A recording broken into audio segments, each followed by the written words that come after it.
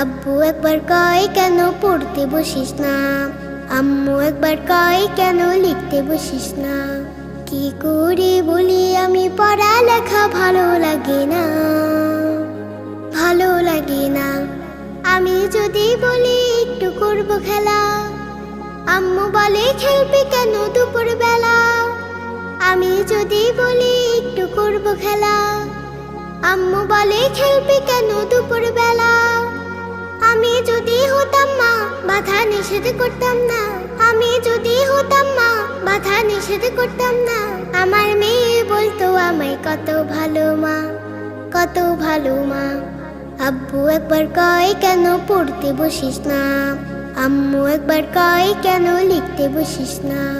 কি করে বলি আমি পড়ালেখা ভালো লাগে না, ভালো লাগে না।